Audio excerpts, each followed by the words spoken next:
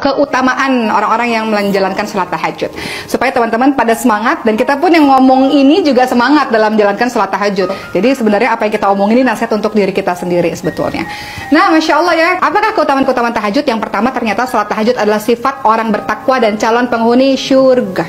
Jadi kalau ingin dikategorikan sebagai orang bertakwa, maka dia tidak meninggalkan sholat tahajud. Allah Subhanahu wa Ta'ala berfirman yang artinya, sesungguhnya orang-orang yang bertakwa itu berada dalam taman-taman syurga dan mata air, sambil menerima segala pemberian Rabb mereka. Sesungguhnya mereka sebelum itu di dunia adalah orang-orang yang berbuat kebaikan. Di dunia mereka sedikit sekali tidur di waktu malam, dan selalu memohon ampun di waktu pagi sebelum fajar. Dalam surah Az-Zariyat ayat 15-18. Jadi di sini Allah Subhanahu wa Ta'ala menginformasikan kepada kita semua, orang bertakwa yang mendapatkan syurga sedikit waktu tidurnya di waktu malam, banyak bangun untuk minta ampun kepada Allah Subhanahu wa Ta'ala. Yang kedua, keutamaan tahajud adalah tidak sama antara orang yang sholat malam dengan orang yang tidak sholat malam.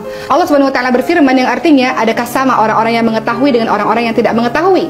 Sesungguhnya orang yang berakal lah yang dapat menerima pelajaran. Jadi dalam surah Az-Zumar ayat 9, tidak sama antara orang yang senantiasa bangun sholat malam, dia tahu dia dapat keutamaan, dia tahu dia dapat pahala, dia tahu doa dia dikabulkan oleh Allah, nggak sama dengan orang yang tidur terlelap. Masya Allah. Karena orang-orang yang bangun sholat malam pasti dia punya motivasi kenapa dia melakukan itu. Betul-betul. Karena dia tahu tentang keutamaan-keutamaan dalam beribadah.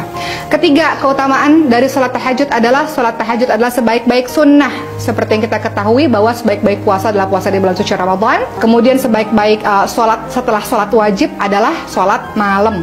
Jadi setelah sholat wajib ternyata yang afdal adalah qiyamul lail, menghidupkan malam.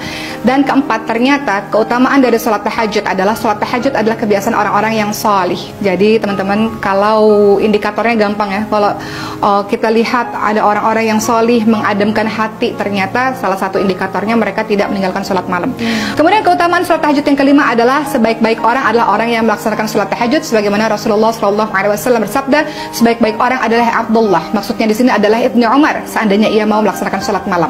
Maknanya adalah sebaik-baik orang adalah orang yang senantiasa melaksanakan sholat malam, sholat tahajud. Seperti itu teman-teman sekalian.